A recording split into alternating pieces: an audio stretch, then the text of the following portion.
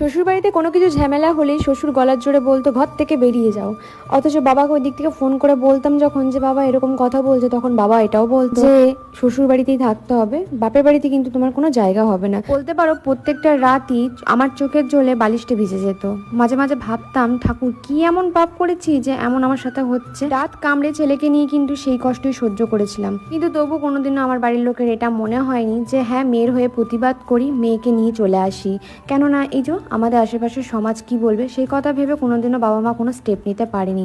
যদিও বা অনেকেই এখন বলবে যে মেয়েটা তো তাদের, আসলে জানো তো সব থেকে আগে মেয়েরা হেরে যায় তার পরিবারের কাছ থেকে। এই যেমন আমি হেরে গেছিলাম আমার পরিবারের কাছ থেকে, কারণ আমি সব থেকে বেশি খারাপ সময়ে আশা করেছিলাম যে আমার বাবা মা পাশে থাকবে। হ্যাঁ, যদি ভালোবেসে বিয়ে করতাম তখন হয়তো আমাকে আমার বাবা মায়ের কাছ থেকে শুনতে হতো যে ভালোবেসে বিয়ে করেছিস, দেখে বিয়ে করেছিস, বুঝে করগা। কিন্তু এই ক্ষেত্রে আমার গল্পটা একটু আলাদা ছিল। আমি কিন্তু বাবা মায়ের পছন্দ করা ছেলের সাথেই বিয়ে করেছিলাম।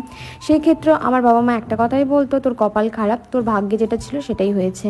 কিন্তু একটা কথা বলো তো, এখানে আমার দোষটা কোথায় ছিল, বা আমার সন্তানের দোষটাই বা কোথায় ছিল? হ্যাঁ, আমাকে ভালোবাসতো না সেটাও মেনে নেওয়া যেত, কিন্তু হ্যাঁ তাদের কাছে আমার ছেলের জন্য ভালোবাসা ছিল না। সব থেকে বড় অবাক আমার এটাই লাগতো, কিন্তু কি আর করা যাবে, ভাগ্যের নিয়তি কখনো বদলানো যায় না। সবসময় মা বাবাকে দোষ দিয়ে কোনো লাভও হয় না। একটা কথা আছে না, আমি যাই বঙ্গে আমার কপাল যায় সঙ্গে, সেই হয়েছিল আমার ব্যাপার। সবাই ওজন মেয়েদের কি দোষ দেয়। সত্যি কথা বলতে একটা ডিভোর্সি মেয়েকে নিজের গর্ভে ধারণ করা বাবা মাও কিন্তু মেনে নিতে পারে না, বলতে পারো তাদের কাছে বোঝা হয়ে যায়। বিয়ের আগে যে মেয়েটা সব থেকে বেশি আদরে মানুষ হয়েছে সেই মেয়েটা কি এত এত অবহেলা পেতে হয় বিয়ের পর যে সেই মেয়েটা সহ্য করতে পারে না। কিছু কিছু মেয়ে তো আত্মহত্যাও করে ফেলে। আমি করতে পারি শুধুমাত্র আমার সন্তানের কথা চেয়ে, মানে সন্তানের মুখ চেয়ে, কারণ আমার কিছু হয়ে গেলে আমার সন্তানকে দেখতো কে, কারণ তখন হয়তো আমার বাবা মাও আমার সন্তানকে দেখতো না। এই ভাবনাটা সবসময় মাথায় থাকতো। ওই কারণে জানো তো কোনোদিনও সেইভাবে হালটাও ছাড়িনি।